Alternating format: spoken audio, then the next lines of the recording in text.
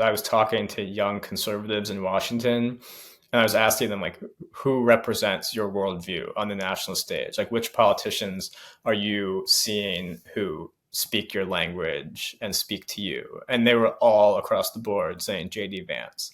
Like, and it wasn't even close. Hello, everyone, and welcome to the Focus Group podcast. I'm Sarah Longwell, publisher of The Bulwark, and this week we're covering a guy whose rollout on the national stage has gone worse than the Obamacare website, JD Vance. Now, as soon as Vance joined Trump's ticket, everyone remembered that he'd done things like say Trump may be America's Hitler and called him cultural heroin. That was before he befriended Tucker Carlson, Peter Thiel, and Donald Trump Jr. and said the country is run by a bunch of childless cat ladies. But, crazy though he may be, Vance is indicative of a new strain of thinking in the GOP that will outlast Trump, regardless of how this election turns out. And that's the part of the conversation I want to have today. My guest today is Ian Ward from Politico, who spent quite a lot of time with Vance over the last couple of years. Ian, thanks for being here. Thanks for having me. So you just wrote a big piece about Project 2025, which is excellent, and I recommend to everybody. And you write about how what you found inside the Heritage Foundation was a low-budget operation beset by internal dysfunction, political miscalculation, and questionable leadership. Nevertheless, you say that the Trump transition team may rely on the project and its personnel database out of sheer necessity. So let's talk about what role is Project 2025 likely to play if Trump wins? Yeah, well, I think it might be too early to tell exactly. I mean, I think some of this will depend upon how the rest of the campaign goes and specifically who ends up in his chief of staff position if Trump were to win. You know, his current campaign managers, Chris LaCivita and Susie Wiles, seem to have soured pretty definitively on the project. You know, traditionally the campaign team does not end up in a chief of staff spot, but Susie has been floated as a possibility. You know, I think if Susie were to be in charge of the executive office, they might get marginalized even more than they've already been. You know, if there's a shakeup in the next Trump White House and someone like Russ Vought from Center for Renewing America comes in, he was the last OMB director under Trump, you know, you might see them wielding more influence. So I think it will depend in large part on the personnel decisions he makes between now and a potential victory. So Chris LaCivita has been very aggressive about trying to get Project 2025 away from Trump. Trump's been pretty aggressive about trying to get Project 2025 unattached to Donald Trump, to the extent that they actually, the person who was at Heritage running this project has been fired. Why? Like, that's pretty aggressive. Like, what happened? Talk about how this all came to be. Yeah, well, I think it's a confluence of a couple things. One is that their policy platform, you know, the project is 4 parts, and this has kind of gotten ignored. The first part is the policy book, the 900-page policy book, which is what everyone's been talking about and paying a lot of attention to. And then there actually nobody has read. Don't you think it's fair to say no one has read all 900 pages of this book? Yeah, except those like sorry journalists who are like, I read all 900 pages, so you don't have to, you know. But yeah, so there's the policy book, and then there's a personnel database, which they've been putting together, which is what they're calling the conservative LinkedIn, which is like vetted personnel. They claim to have 20,000 profiles. We don't actually know how many of those profiles are legitimate or like vetted. And then there's a training academy, which is an online sort of video course that people in the database can take, which teaches like 101 for conservative governance and a handful of other sort of like how to navigate the administrative state and things like that. And then there's a 180-day playbook, which is being written by Russ Vought, and that's a plan for implementing some of the recommendations from the policy book. But, you know, I think what Trump sensed was that, and what Trump's team sensed was that the policy book was politically radioactive. You know, that includes things like restricting access to mifepristone, the abortion drug, which Trump has not himself endorsed, and which I think he senses is politically radioactive, and, you know, a whole host of things that he doesn't want to touch now that he's in the general election. You know, I think another part of it is just Trump doesn't like having anyone speak for himself, and the project promoted itself very aggressively. It sort of claimed the imprimatur of Trumpism for itself, which aggregates power away from Trump, takes donor dollars away from Trump, takes media attention away from Trump. And then the other is a sort of internecine fight within a couple different conservative groups over who will handle the transition. There was Heritage, but the America First Policy Institute, which is run by Brooke Rollins, was another group vying for legitimacy and authority in that space. The Trump campaign, of course, wants to retain control over any transition plans, which I'm hearing should get unveiled sometime this week formally. This week or next week. So I think it's a confluence of things, but yeah, they moved pretty aggressively to sideline them. Yeah. So here's what's interesting about this. So I got to say, I come from this world a little bit, right? Like back in my day, as a young conservative, I was involved with some of these organizations. In fact, I used to work at the Intercollegiate Studies Institute, which is where JD Vance gave that speech where he said that they should get extra votes. Parents of kids get the votes, but the parents get to use them, like whatever. He was throwing out some weird stuff. Back when I was there, it was just like a place that gave conservative books to kids on college campuses and like helped publish conservative and libertarian papers on campuses, and like took kids on trips to study, Russell Kirk and Edmund Burke. But now it's like political. But here's what is wild about the Heritage thing. And you just touched on it, which is the internecine fight over who gets control of Trump and Trumpism. Because, the Heritage Foundation, which I have been in that building. I saw you had pictures, photos in your story, but I've been in that building a ton of times back in the day when I was just doing different things, or even just to go to events and see different speakers. The extent to which they have done a complete overhaul of who they are and what they stand for has been pretty stunning. And I think this has happened to a lot of conservative organizations as they've been sort of whipsawed by Republican voters and who the GOP has become since Donald Trump sort of came on the scene in 2016. And so there's a whole think tank universe. There was Cato, there's Heritage, there's AEI. There's a bunch of sort of then second tier organizations like the Intercollegiate Studies Institute that all kind of play a role. And that used to be the personnel. Like that's where they got people. It was from these, you went into the think tanks and then you would maybe like join an administration. People came out of administrations and they ran the think tanks. When I was at the Intercollegiate Studies Institute, it was somebody from the Reagan administration who was running it. But what's interesting is that since Trump took over, there's also been a bunch of new organizations that have come on the scene, right? There's now these think tanks that are specifically built in Trump's image. And so it surprises me not at all that Heritage, in its attempt to survive, has become so Trumpy and is trying to hold on to power by being still like the serious MAGA people who can put together a playbook, because they are basically having their worlds encroached on by these MAGA think tanks that are like Trump adjacent and populated by people that come out of the Trump administration. So did you learn more about that dynamic during your reporting? Yeah, well, I think the irony is that Heritage has had to contend with claims in this sort of conservative ecosystem in Washington that its conversion has not been entirely sincere or thorough, that in some respects it's like adopted the aesthetics of Trumpism, but that it serves as a kind of Trojan horse for Reaganism still, Yes. that like they're just Trump washing like the old conservative agenda. And I think part of what's wrong with Project 2025 maybe is that they overcompensated for that perception. I was hearing this from some conservatives who were involved in the project, that there's a sense in Heritage, like we need to prove we're MAGA and like we're based and like we're really far out there. So the policy recommendations reflected that. And what they ended up doing was going so far to the right that they ended up alienating Trump as he was tacking back to the center. But yeah, I mean, certainly part of the motivation for the project, I think, was to be a kind of big tent and gather all of these disparate organizations and claim the mantle of Trumpism from those newer organizations. And I think it backfired a little bit because it created some of the, there's a lot of tensions and rivalries, and it boils down ultimately to personnel. Like, I don't think this is at the end of the day an ideological fight. Like, I don't think Heritage is on a substantively different page than, Stephen Miller's America First Legal or Russ Vought's Center for Renewing America.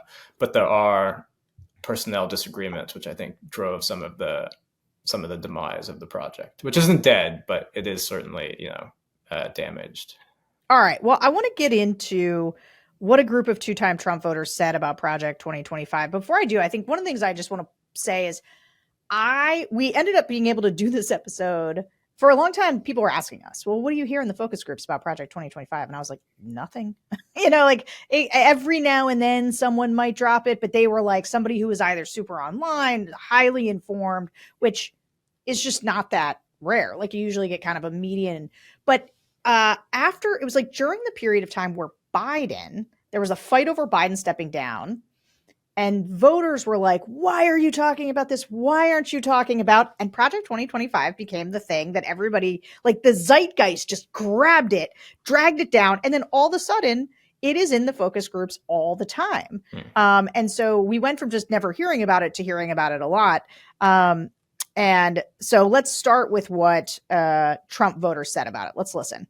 Seeing it looks to me like something somebody just made out of the blue as a way to scare liberals, as if they aren't scared of their own shadows most of the time. So they bought into it. And it's just a list of really extreme actions President Trump would want to take. But if you really read through it, everything on there just looks like made up nonsense that somebody made up. And Trump has even admitted he's never even heard of it. So I haven't bought into it too much. It's a proposal. It's a suggestion. I think that he would be inspired from that, but he would have the smarts to know what to do with it and the business sense. When I saw it online, of course, on Facebook for the first time, I immediately went to research it, and who knows if what I saw is correct or not, but it looked like it is an advisory board, and that's basically what it is. And apparently it was used during the Ronald Reagan times. So however it's being presented or approached or shared is maybe not necessarily the truth of what it all is, because everybody seemed to like Ronald Reagan. So, what's the panic about that then? Sounds like it's an advisory board, but do you think Trump's going to follow every advice he gets? No, he's a smart businessman. He knows what he's doing. So he has got the intelligence and the common sense enough to know when something's not right, He wouldn't use it verbatim because, that's giving the other team your playbook. So I think he would glean what he could do or get away with or get past Congress and stuff and, work from there.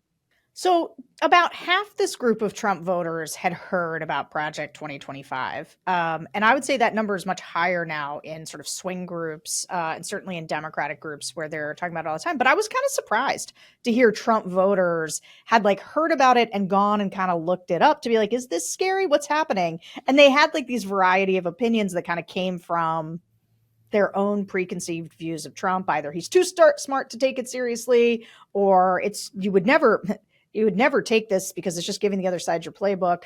One guy says he went and looked through it, all 900 pages, I'm sure. So I think probably not. But it is interesting that they are being messaged to defensively around Project 2025. Did it surprise you that these Trump voters had heard about it?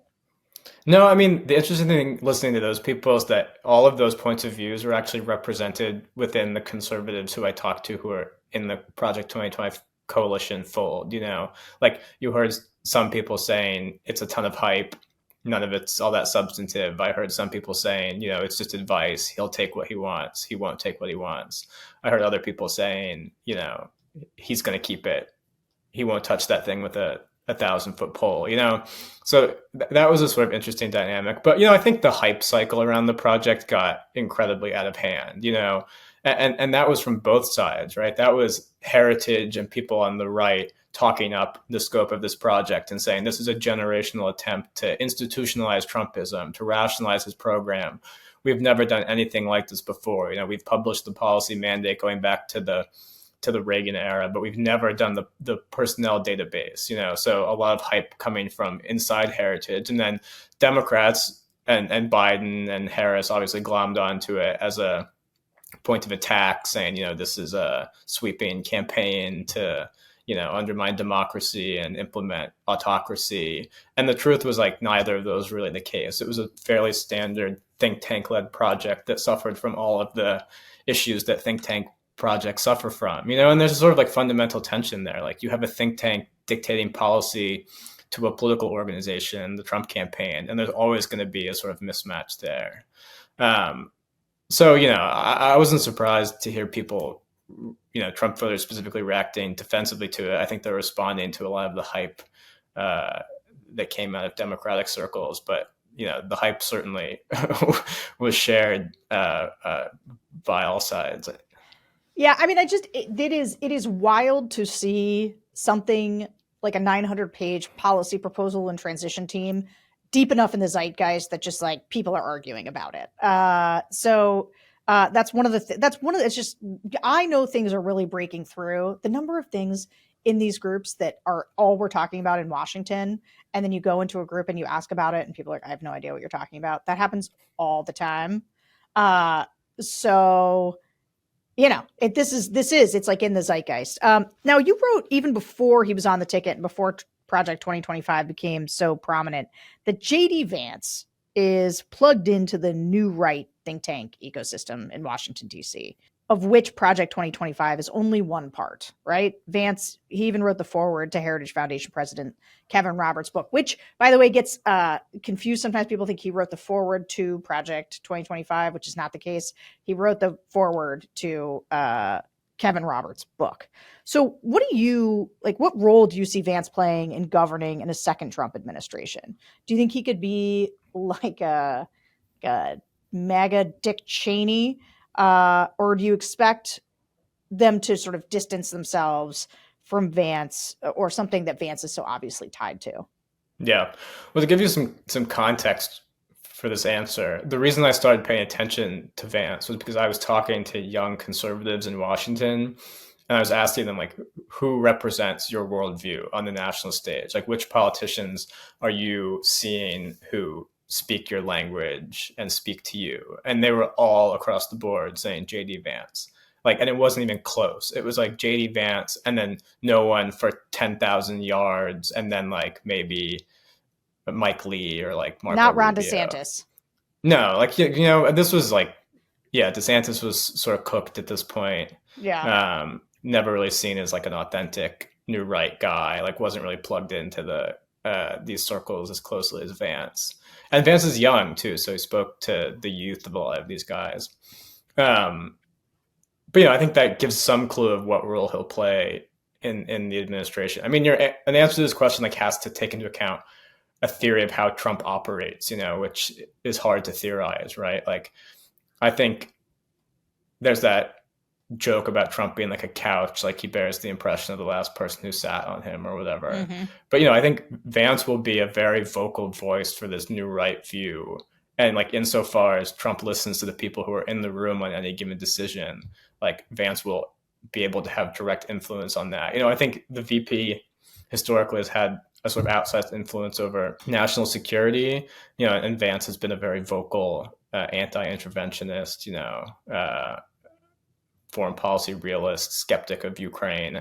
So I think foreign policy could be the area he has the most influence, and where his views, I think, maybe diverge from Trump's the most, insofar as like Vance is sort of ideological about foreign policy, where Trump is more like transactional about it. So I think, foreign policy is one area definitely to pay attention to. So I want to get into what swing voters have thought about Vance. You may remember when, and by you, I mean the listeners, Ian, I don't expect you to have known this, but when I chatted with Mark Caputo a couple of weeks ago, Bulwark reporter, and sort of MAGA whisperer type, knows what's going on in MAGA world. He and I were talking about how voters at that time, they still didn't know much about Vance, but they were very unimpressed with what they did know. And having seen more of Vance, these swing voters who are sort of Trump to Biden voters, they voted for Trump in 2016, Biden in 2020, they still are not terribly impressed. Let's listen. He's basically just a younger version of Trump, unlike Pence, who didn't always say yes to him. Obviously, what happened January 6th. Vance would definitely be supportive 100% or whatever Trump says, but some of the policies you look at, he's even more extreme. So that is not going to help him broaden his base, besides just a mega base. But I think Trump initially picked him because he thought he was going to run against Biden, and picking him would just be good enough. But now with Kamala on the ticket, I think they're regretting the choice. Yeah, he just seems to be loud, bombastic, really just he's Trump, right? But I'm not impressed. Again, I don't know what he stands for, and I don't know if it's going to be helpful for the country. A lot of division there. It's frustrating because to me, Biden was more of a uniter, and that's what we need in this country. I'm not impressed by JD Vance. He doesn't strike me as a organized, thoughtful politician. One of the vibes that I get off of him is that he comes up very borderline arrogant. And I imagine like Trump to be also arrogant, like even during his speech and stuff. I don't think it's a good mix, just like personality wise. But I don't know a lot about like the political aspect of like what he stands for, if him and Trump are going to be a good mix. But just personality wise, like I don't like either of them, like either of their personalities. Yeah. I remember Vance, and he kind of was against Trump in the past, so he's definitely switched a whole 180. But now he's taking on the bully portion. He's shaking the saber, and he's really stirring the pot. He's bringing up anger. If you want to build a country, how about you build it on facts? And let's go with the facts, and let's go with the policy, and let's lay it out. And why do you have to knock down the other opponent? Build yourself up. Donald is more than capable to continue on his current attacking phase. So now we have two of them. I don't really know a lot about him, but I did see apparently disparaging remarks about Trump in the recent past.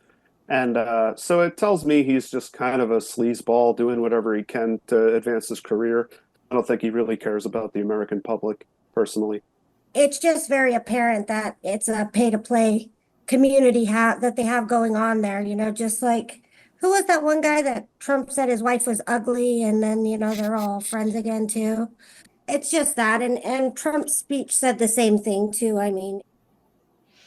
All right, so this is the question. Who is JD Vance? And Ian, one of the things that struck me in your reporting is that you said sort of Vance is a nerd who's much more comfortable having philosophical discussions than he is being like a MAGA pugilist type. And you wrote that when he's trying to dish out red meat, he sounds like a high school thespian trying to wring every last ounce of emotion out of an overwrought monologue. It's very evocative. And he's also, I do notice he's been like cursing more than other candidates usually do. So it seems like Vance has landed himself in a sour spot where he has this like crazy worldview and is inauthentic in his delivery of it. And so which part of Vance's image is the big problem? Is it his worldview or is it the delivery? Like, is it his persona? Like, what do you think's holding him back here? I think it might be the delivery. I mean, you mentioned ISI. Like, Vance is very at home in the ISI world. Like, I've seen him speak to ISI crowds. He kills with the ISI crowd, like he speaks their language. He speaks the language of like conservative intellectualism. He's conversant in the people that ISI teach.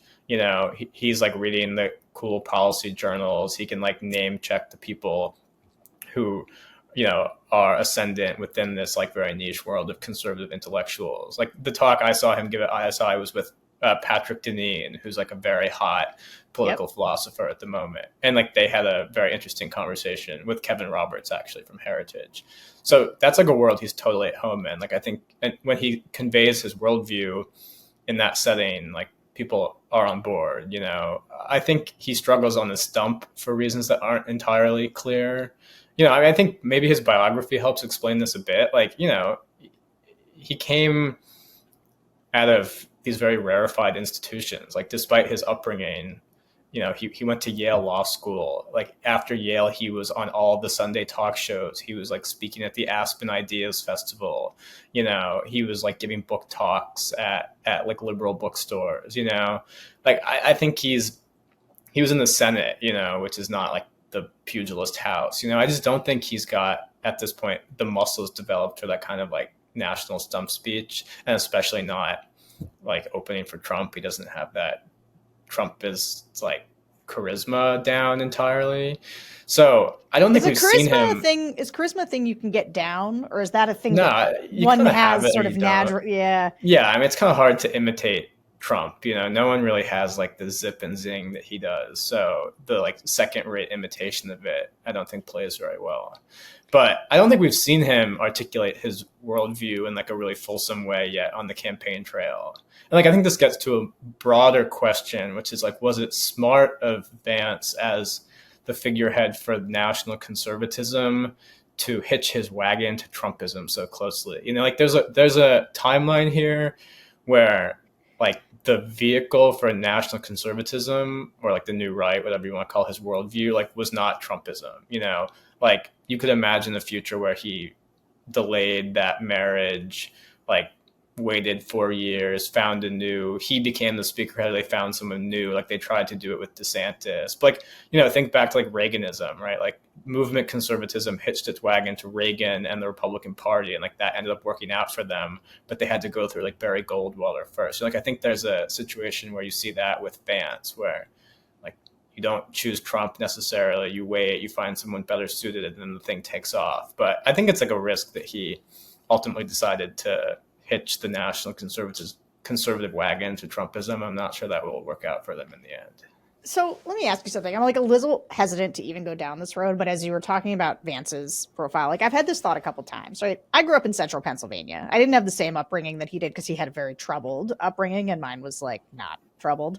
And then I went to Kenyon, which I had never heard of when I was younger. But like a sort of it's in Ohio, so it felt nice to me, nice and small and nestled in cornfields, and didn't like stress me out like a big city would have at that point, coming from sort of more rural Pennsylvania.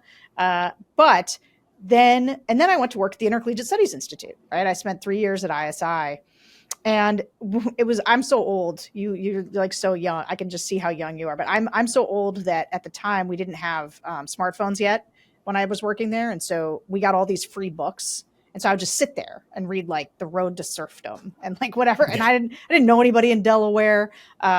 It's like not the most hopping place. And I loved just being ensconced in this sort of conservative intellectual tradition. And so I know what you are talking about. And part of what was interesting to me, though, as I got older and became sort of like somebody who was trying to be a conservative in the world, is that I saw the tension between sort of intellectual conservatism and just living real life, and how much some of it was like a fantasy land that was like being constructed out of these, I don't know, this like new right thing. Like there's like it is interesting here's what the new right and the sort of JD Vance intellectualism right ultimately actually doesn't have very much to do with MAGA. Like the way that it is trying to repackage what is a frenetic and chaotic man who has like a few deeply held values, right? Less immigration, protectionism on trade, and like stuff that helps rich people get richer. And so Trump is not the least bit, he's the furthest thing from an intellectual conservative. So JD Vance trying to say, like, it is weird he is both somehow a doubling down of MAGA, right? That's how people interpret it. And yet the new right intellectualism to me seems totally fake in the sense that it is not rooted in the conservative tradition, but is an attempt to sort of jam some kind of conservative ideology into the cracks that Trump leaves open by having sort of a minimal group of things that he actually cares about. Is what I'm saying make sense? Yeah, well, you know, I think they see Trumpism and the Republican Party as a vehicle to advance their political project, you know, like not to revert to this analogy again, but like movement conservatism in 1955 was like a very marginal ideology that was not reflected in the mainstream of the Republican Party, but like they identified the party as the vehicle for their movement, and then they took the party over and turned it into, you know, what we now think of as the Republican Party. You know, like but this is what I'm trying to ask you: is the new right trying to take Donald? Like, is Vance really committed to the new right project? So much so that he thinks that by cozying up to Trump, he becomes the heir apparent, and then he gets to implement the new right, which sort of goes back to the original question I have, is like the MAGA Dick Cheney. Is he there under Trump with all his bluster and nuttiness, implementing like the new right's vision for America? Is that his role? I think so. I mean, I have no reason. He's said that to me, basically, and I have no reason to doubt the sincerity of that. I mean, if you look at, all we have to go off really is his Senate record, right? Which is not that extensive. It's 18 months. And the stuff he did in the Senate was not conventional Republican fare. He was doing like rail safety stuff and financial regulations with like working with Elizabeth Warren, So what we have of a very limited legislative record is not like traditional GOP tax cut stuff. It's like more heterodox new right thinking, and he's paired that with like really intense culture war stuff. Bans on transgender care for minors, bans on federal mask mandates, So if you go off his Senate record, I think, there's a potential he actually does advance a kind of heterodox new right agenda. And then this brings me back to the question I guess I'm trying to ask, which is like the new right agenda and Trumpism are not the same thing. No. And it seems like the fact that they're not the same thing is part of what's getting Vance in trouble right now with Trump, right? As he said all this stuff that actually Trump is like, because Trump's superpower has always been that he is perceived as a cultural moderate. And the new right agenda is actually very extreme. And so what was it about Vance that Trump found so appealing? And why do people sort of feel like these two things are actually like complementary when they are actually not complementary at all? Well, let me give the new right gloss on this, and then I'll answer the what did Trump see question. Okay. I'm speculating. Like Vance himself has not said this to me. Other people in the new right orbit have said this to me. Like they see Trump as fundamentally destructive. Like he blew open like the fusionist consensus, like he was the wrecking ball that came in, and then Vance would come in on his heels and like build up from the rubble, So Trump was the destroyer, Vance is the rebuilder, What Trump sees, I think what we're seeing now is like you're seeing Trump's instinctual politicking cohering into a policy platform that's not entirely congruent with the new right. So now you're seeing that friction there, right? So I don't know how that will play out. That will be very interesting. I think what Trump saw in Vance was sort of the inverse of what Vance saw in Trump, which was, and this was refracted through Donald Trump Jr., who like orchestrated, as far as we can tell, the rapprochement between Trump and Vance, and then also lobbied for him. Like Donald Trump Jr. pitched Vance to Trump as the person who is capable of building a legacy for Trump. Like if Trump just existed and a normal, Republican came on his heels, he'd have no legacy.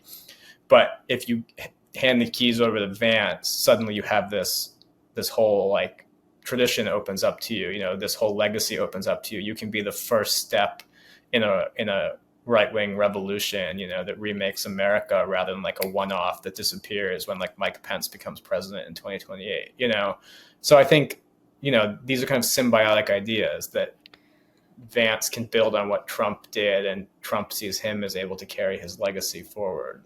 And again, I guess I'm just still confused both by the fact that Trump, to me, it seems crazy that he would find his legacy being carried on by somebody like JD Vance to be remotely attractive. And I don't even mean like this iteration of JD Vance that now has been widely mocked. I just mean in general, like I actually think what Trump wants his legacy to be is that he was singular in his ability to disrupt.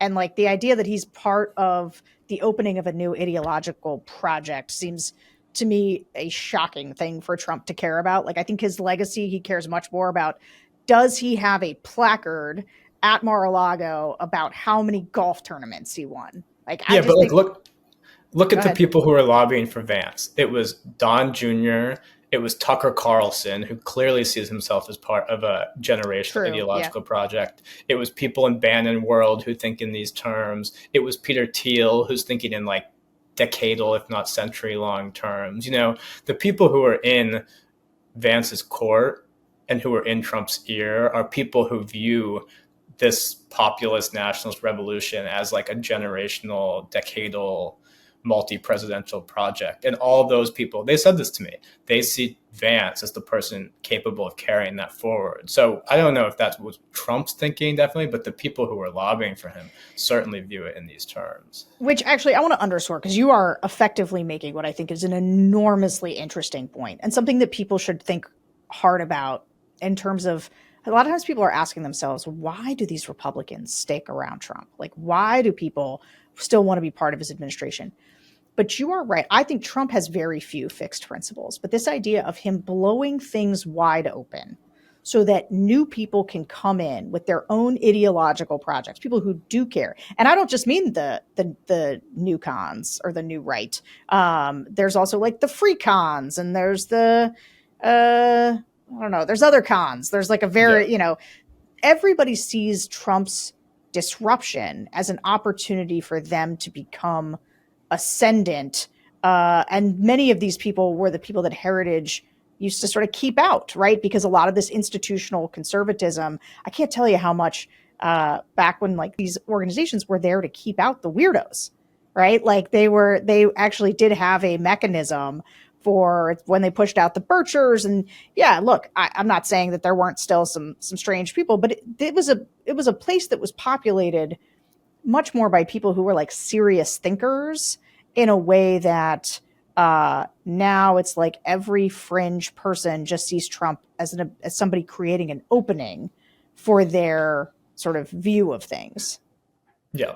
Yeah. Well, I mean, back to your point earlier, like you said, when you worked at ISI, you were reading like Hayek, and Milton Friedman and these guys, Edmund Burke. Like if you're a 25-year-old conservative now, you're reading Patrick Deneen, you're reading Mencius Moldbug, you're reading Michael Anton, you're reading Bronze Age Pervert, right? And to some extent, like ISI still has a tradition, but like the institutions of the right have been captured by this new group of intellectuals. And like, this is a group that Vance comes out of, like part of why I'm a bit hesitant to write his ideological evolution off as completely opportunistic is that you've seen it with so many people. Like it wasn't unique at all. Like there's a whole cohort of young conservatives, like between 18 and 30, who got radicalized online between like 2016 and 2022, which is exactly when Vance got radicalized, So the fact that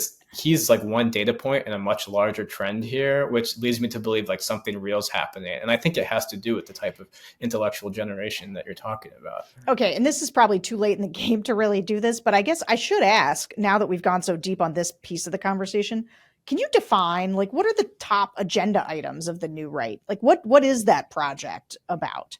Yeah, it's economic nationalism, which means both like industrial policy, economic protectionism in the form of tariffs, and like immigration restriction. It's cultural conservatism, specifically like a religiously inflected, often Catholically inflected cultural conservatism. It's a sort of like a weird techno skepticism, the idea like technology as it currently exists has been perverted, but like there's a true regenerative power of technology that if you just like got rid of Silicon Valley elites could like probably be regenerated. I mean, like liberal. Is that what Peter Thiel thinks? Yeah, that's the Thielist part of this whole worldview. I mean, and like fundamentally it's the belief that they've cohered around this belief that the post-World War II and really like the post-Cold War order built around economic liberalization, globalization, the relaxation of like social hierarchies has been like a tremendous mistake, that's like progress, they don't think that's progress. They think that's national destruction, and so it's really an effort to like reorient the country around a different vision. They wouldn't call it progress, but a different vision of like national flourishing, that rejects that liberal vision of progress, like whole cloth. I think that's the philosophical vision, and then the policy sort of ramifies from that. Okay. This is a decent transition I want to get into how Trump's base is feeling about Vance. I'm interested in A, what these voters have seen of him, and B, whether he's a welcome addition to the ticket and to the broader constellation of GOP stars. So let's listen to what two-time Trump voters said about Vance's selection. I do appreciate having a fresher, more youthful perspective in office. I believe I've heard that he's a veteran, so knowing that he's gone to war for the country and then being in a position where he will make important decisions for us, that gives me a lot of hope, but I don't know what to expect. I mean, I don't even know. What was the last veteran president we had? forward. I mean, so that's a great addition, especially with Trump's message.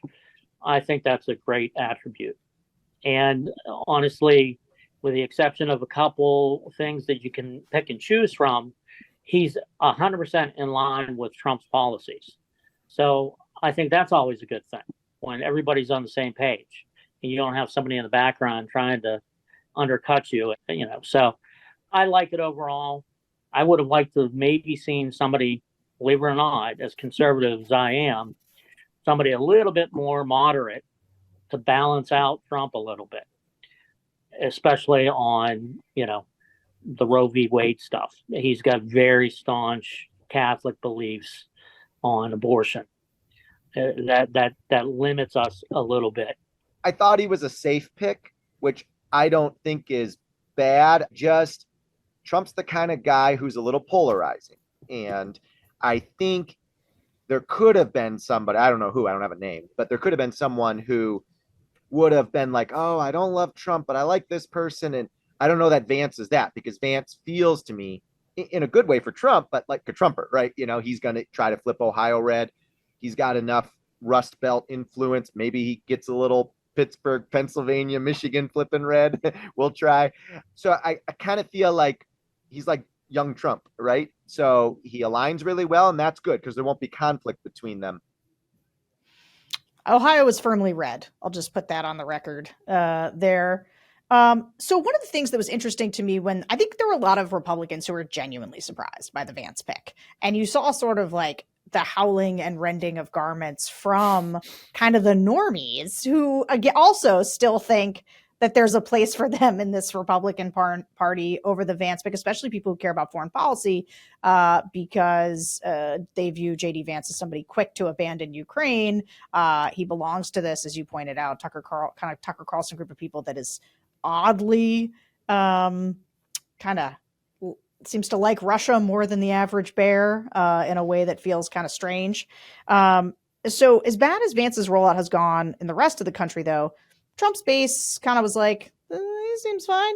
Seems all right. Seems like he's Trump's guy, which incidentally, the reason that JD Vance is in the Senate, I remember doing focus groups all over Ohio during his 22 Senate race. Nobody liked Vance.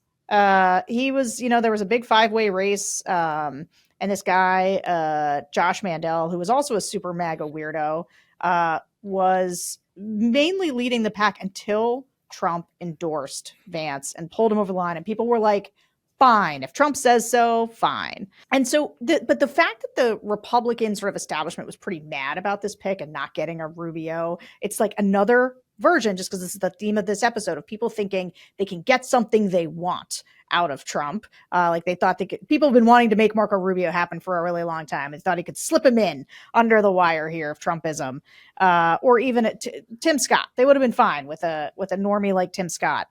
And so I guess, what kind of future does Vance want to see for the Republican Party? And is he going to spend the rest of his career kind of locking horns with the normies in the party who want it to go back to something that does look like free markets, American leadership in the world, and like a kind of Reaganism?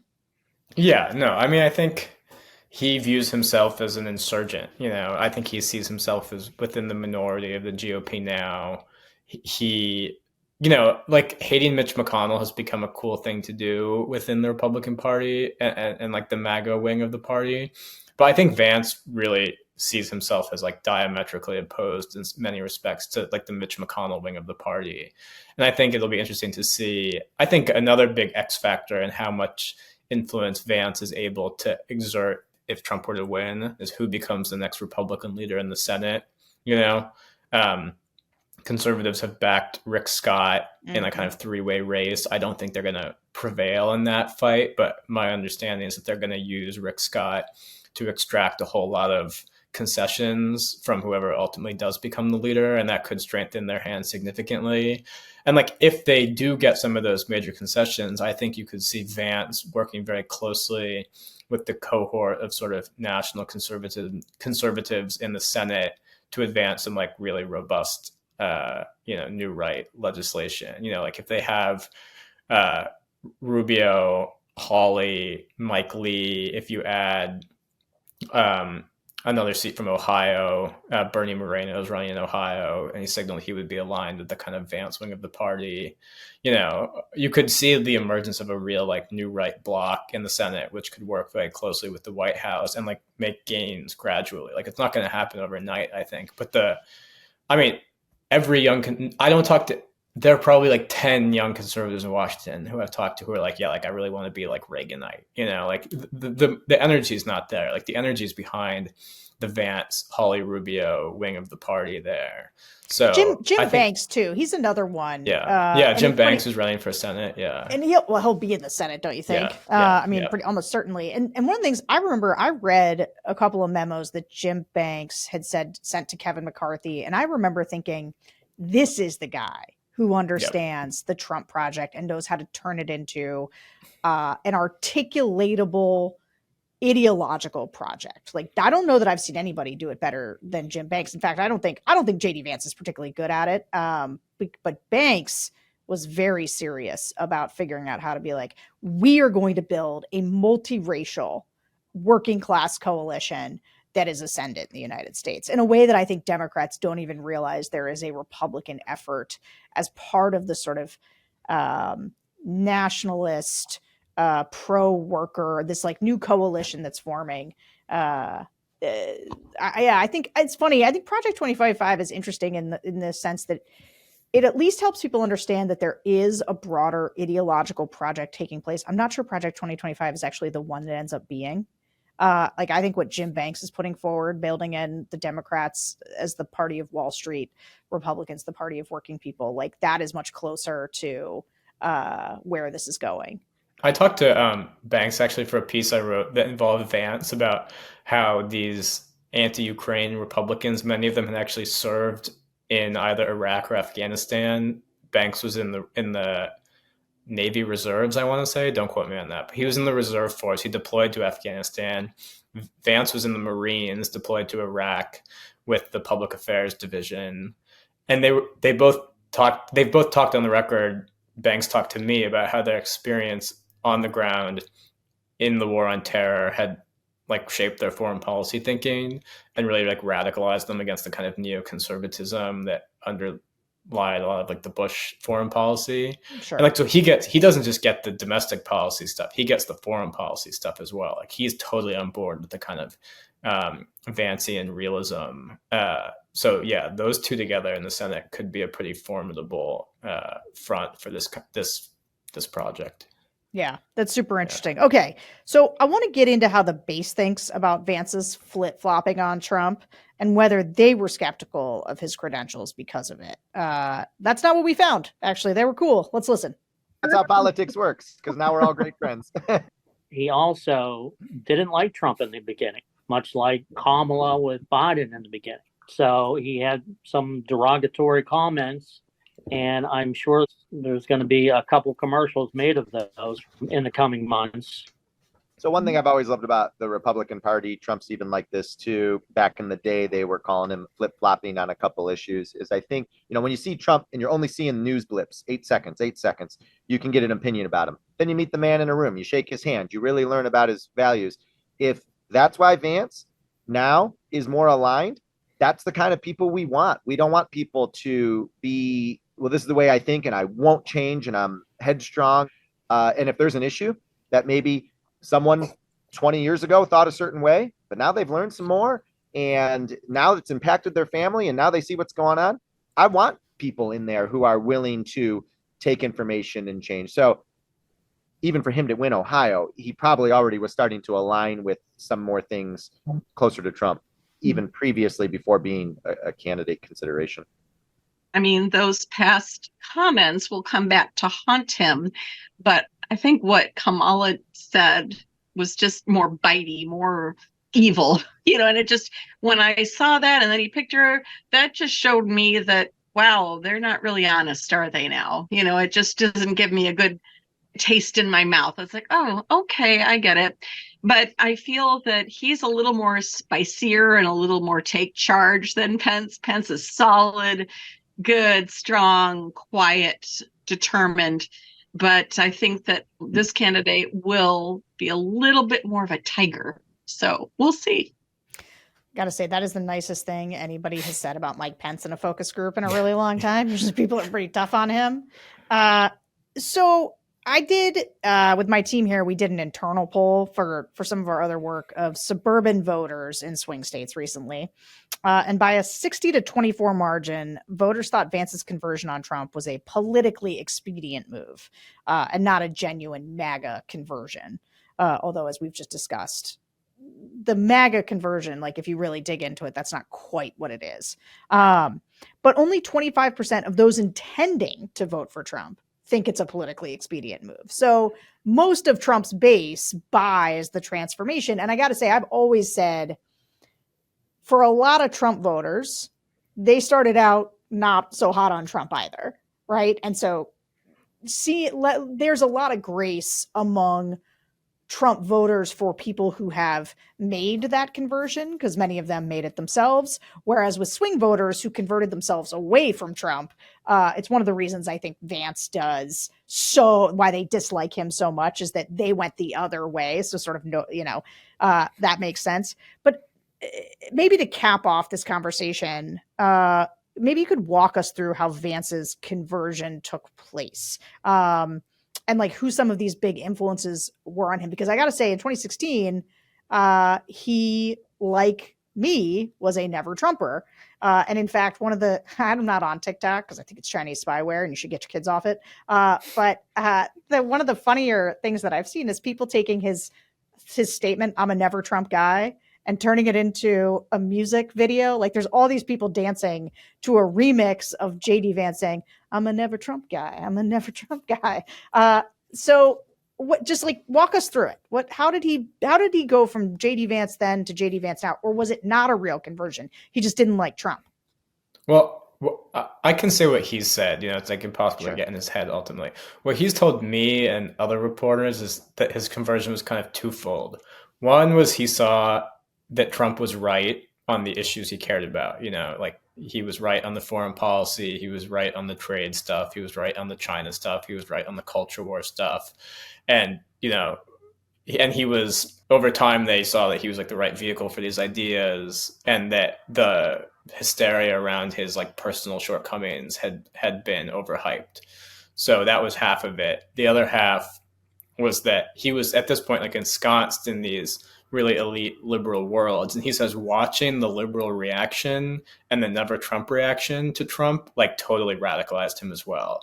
Like he said, I don't agree with these people. Like their reaction has been so vociferous and so negative and so personal that like I came to sort of feel for the guy. Like it made me like Trump more watching like liberals lose their minds over him taking power and implementing his policies and so on.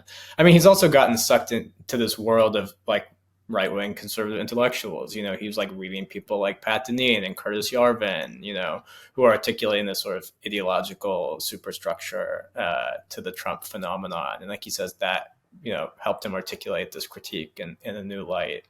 How did he find himself with Peter Thiel? Or like Thiel, how did he met Thiel at Thiel spoke at Yale Law School when Vance was a student there, and like Vance called it the most important moment of his time at Yale. So he and Thiel became very close. He went to work for Thiel. Thiel helped him fund his own VC firm. Yeah, I mean, Thiel's another huge influence. Like you could spend an hour talking about how Thiel has shaped his worldview.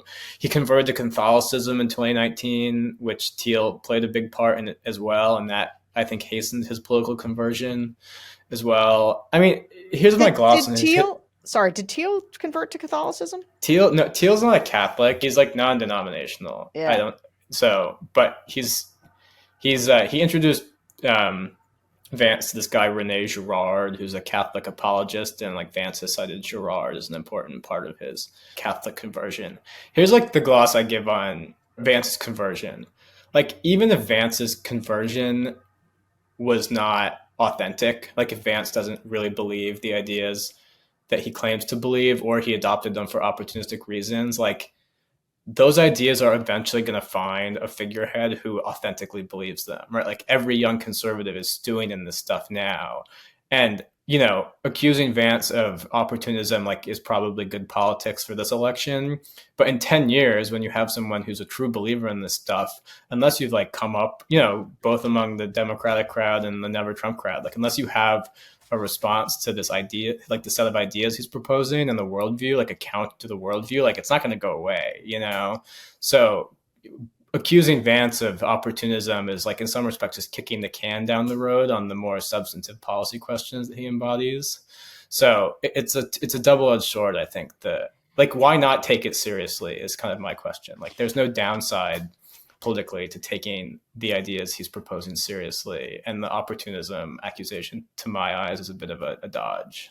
I think that is an extremely important point, in large part because I think the reason I sort of talked a little bit about my own trajectory is just to me, listening to how all these organizations, how much they've changed, is people have got to at some point understand that conservatism as a project is not what it was 20 years ago when I was coming up. It is unrecognizable to me. And I was steeped in it too. I stewed in it. I sat and read all that. I had a pile. You got those books for free, so they were just piled in my apartment. I had nothing else to do in Delaware, and I read them all. And I listened. I went to all those speeches, and back then it was Andrew Sullivan, and you did have a couple of these guys like a Victor David Hanson. You had some cranks in there, although they didn't sound the way that they sound now, oftentimes.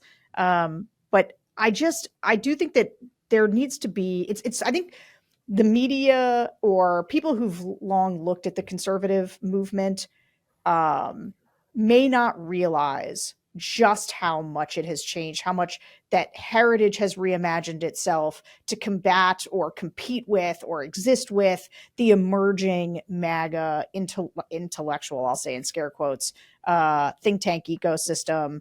How much, but they do all have pipelines to young people. That was ISI's thing. I came in because I had written for my conservative magazine at Kenyon, 2 articles, but it was enough that they had met me and been oh, you should apply for this job. And they do create the pipelines. And so they are finding the next generation, which means that there is an ongoing project that is not, because Trump is just a guy and there's a personality cult. And then there's an intellectual project. And I think it is so easy to get distracted by the guy that nobody ever really gets their mind around what is happening with the intellectual project. And I think the reason my producer was desperate to have you on, I was really excited to have you on, because I don't know that there's been anybody, I think, who has looked as deeply as you have lately at what really is going on in these groups. I appreciate that. Yeah, I'll also say it's not just an intellectual project. I profiled a group earlier this year called American Moment, which is run by 2 guys in Washington who have been doing what Heritage has been doing for the past 3 years. They're building a talent pipeline for young conservative, America First staffers. They go out to high schools, to college campuses. They're finding people. They're bringing them to Washington on fellowships. They're training them.